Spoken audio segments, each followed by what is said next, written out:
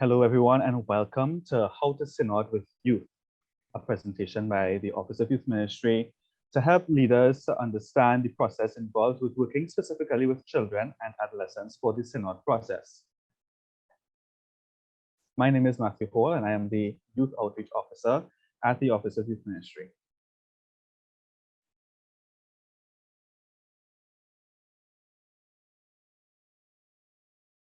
In today's presentation, we have some simple goals to achieve, right? So the first objective is to discuss the quality of the Synod experience that we desire for our youth.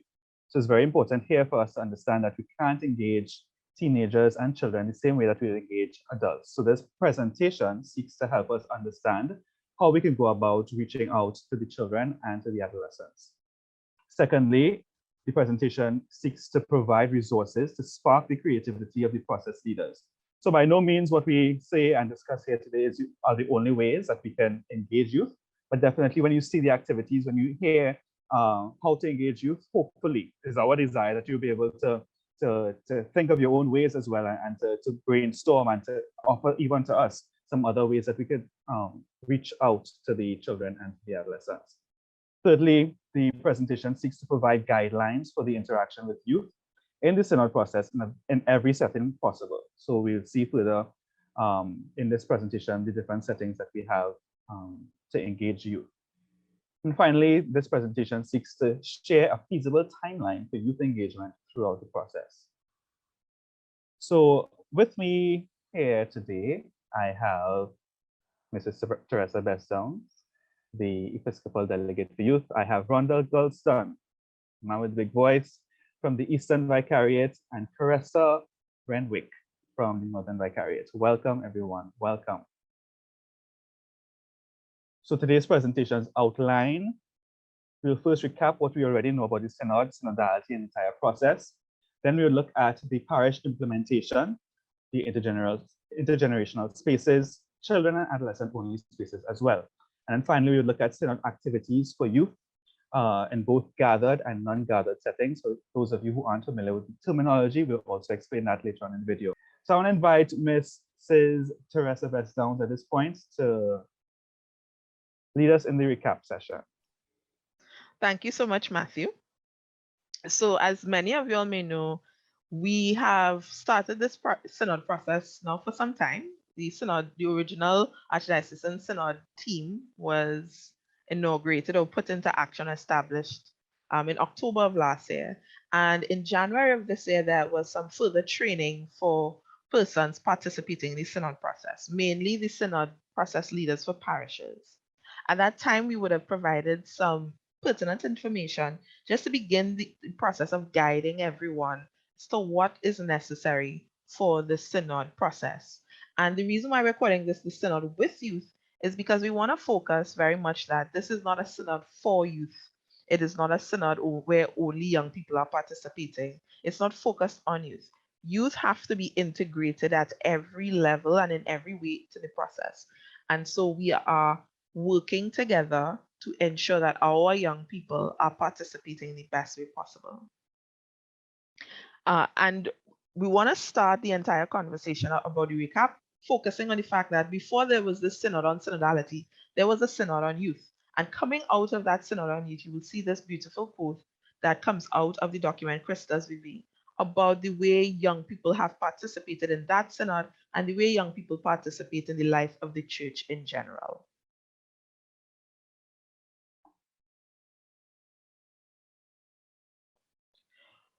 The beautiful, beautiful logo that is being used for this Synod identifies that there are young people in the middle, walking in front of in the entire process. And so it's fundamental to the way we understand the process that this is truly about how do we work with our young people to journey together for them to also have an experience that is fulfilling for them and nourishing to their faith. So by now, we should all be familiar with the big question of Synod. How does this journeying together take place on different levels, allowing the church to proclaim the gospel? And what steps are the Spirit inviting us to take in order to grow as a synodal church? Now, this is a big, big question for any one person to understand. And really, you could break it down into two parts. You could talk about what are we currently experiencing and the ways in which God is moving us to the future. This is an enormous concept to grasp, and even an adult would have difficulty to grasp it, let alone young people. Because of that, all persons accept that the synod process has to be tailored for young people in a developmentally appropriate way. But we also recognize something. Over the past 10 years, and because we have noticed that young people are not engaging with faith as much as we would like, we do know that we have been actively asking these questions of young people. And since we know that they have been asked these questions, and in many cases, they have explained themselves the way they feel about church, we have to be mindful that there is a broader context around the way young people feel about faith and the way they have been responding to our questions in general. All of that to say, over the past 2 years, the Office of Youth Ministry would have been engaging directly with youth leaders as well as young people from parishes across Trinidad and Tobago. And some of the information we have gathered, not just locally here, but internationally, points to a particular way in which the synod process should unfold. One, the synod process has to be embodied and active. No young person wants to be involved in a boring process. And it's not that boring is bad, but boring does not communicate the depth and the beauty of the Spirit of God.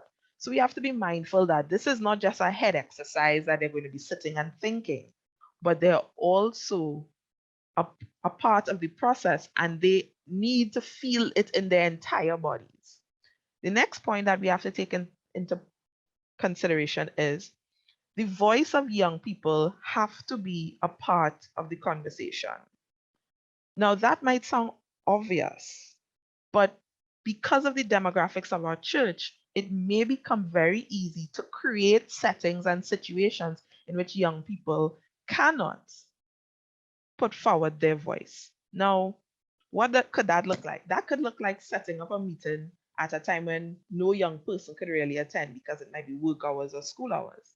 So, recognizing that the system has to prioritize the voice of the young person is very important.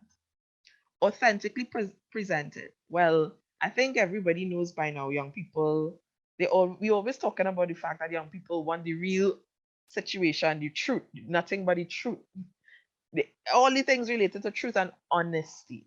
And therefore, the way we present the information cannot appear that we are trying to hide or be evasive when addressing very hard problems. No one experience is going to fit every young person, and there are lots of different types of young people. There are young people who are deeply steeped in the traditions of church. There are young people who are not Catholic at all. There are young people living with disabilities. There are young people who are wildly gifted and talented. And then there are just regular young people. Young people also deserve the right to experience the diversity of the church and diversity of ways in which we can work together. In this time in which there's a pandemic that is ruling the ways in which we organize our lives, we know that we have taken to the internet in droves. Everything is online. So we have Zoom and we have online mass. But when we refer to non-gathered options in youth ministry, we are referring to the idea that it does not require us to bring people together to be able to minister to them. This is deeply connected to this idea that we could be missionary. So you could look at a prayer card as a form of mission.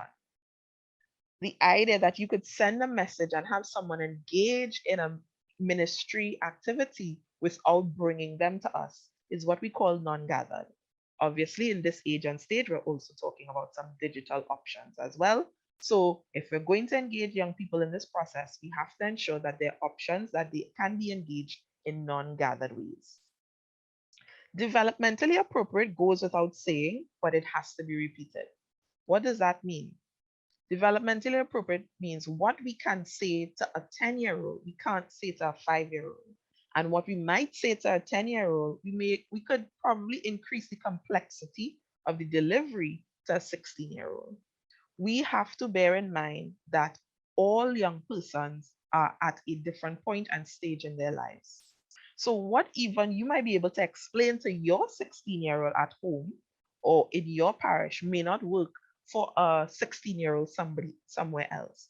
We have to tailor the content and the delivery to their age and stage.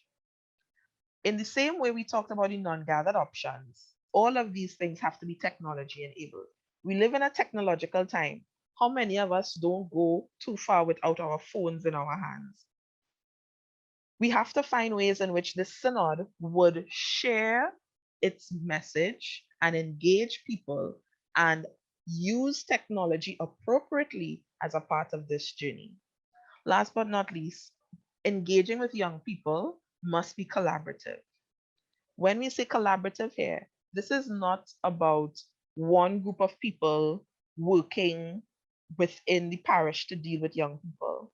And it's also not about one parish doing better than another parish. It is about us recognizing that we share the population of young people across Trinidad and Tobago. So we have to work together so that they have the best possible experience. Rondell and Carissa, do you all have any comments to make about what I just said?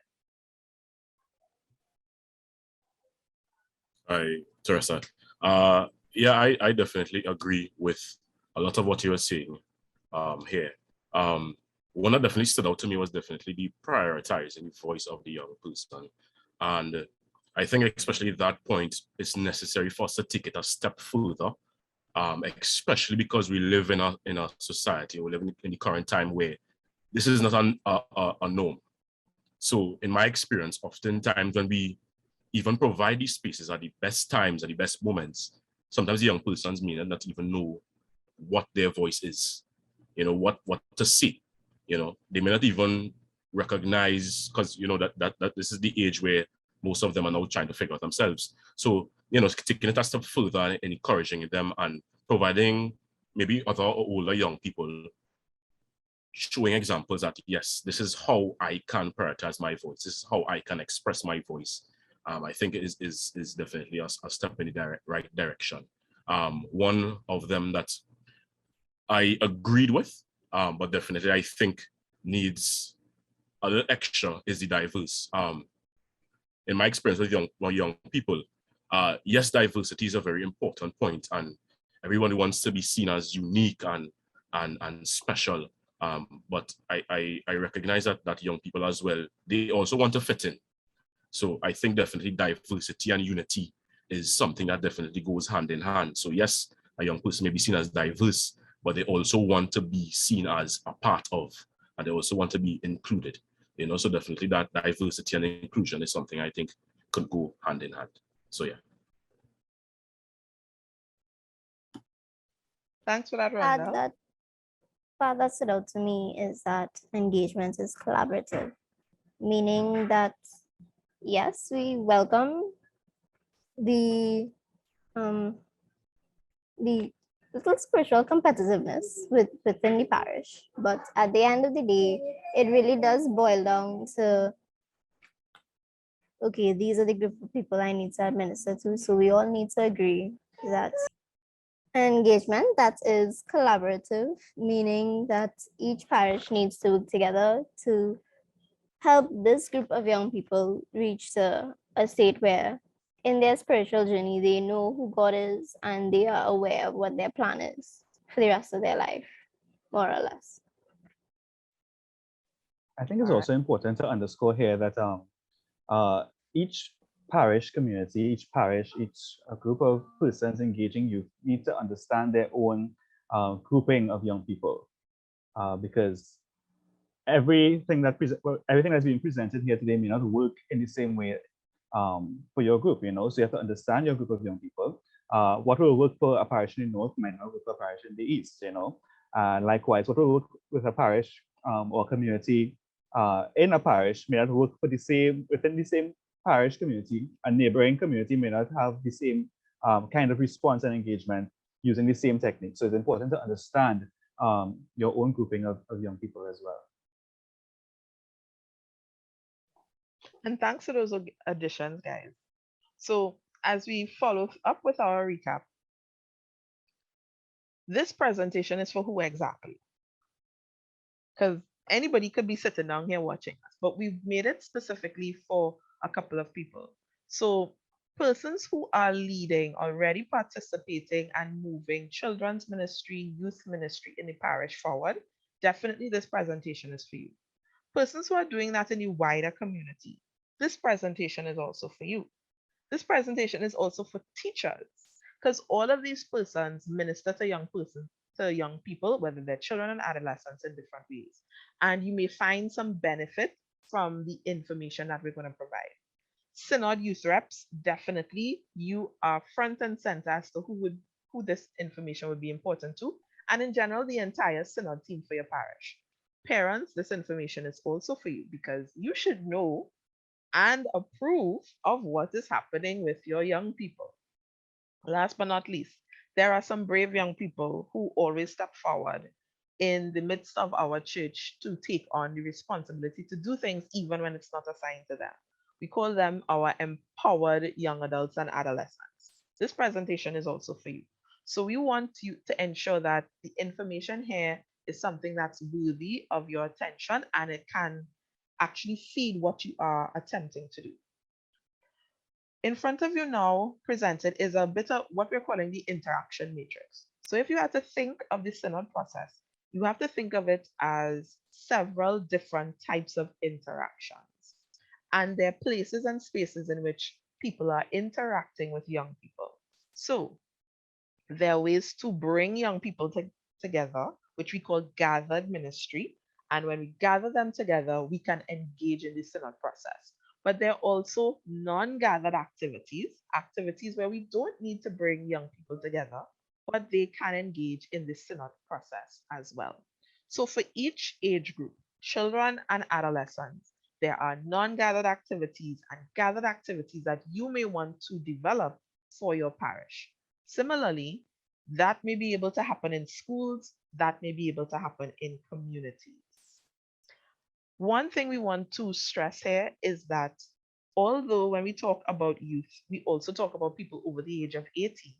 For the purpose of this Synod experience, young adults are being handled as a category all onto their own, and they are going to be directed and associated with adults of the parish. So we want to have parishes encourage young adults to participate in the wider life of the parish. One of the main reasons for that is because developmentally, most young adults can articulate and participate in a way that is more in keeping with the adult context and framework that is being set up for the parish.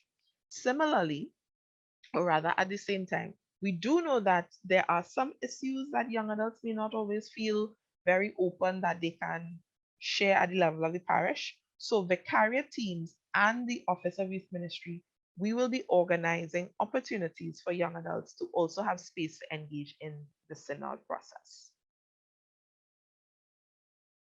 I mean, if you reach this far in the presentation and you're wondering why you're here, you don't understand the word Synod or Synodality, here's a little disclaimer for you.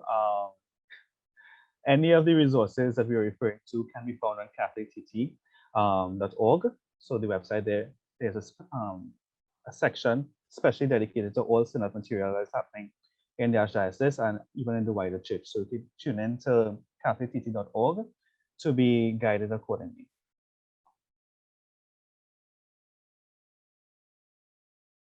As we end this chapter, we have a few questions for you to reflect on. What words would you use to describe your thoughts about the Synod before this presentation?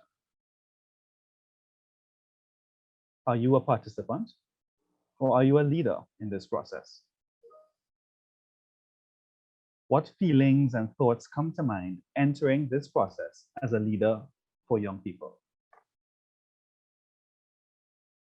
And who do you represent during this process?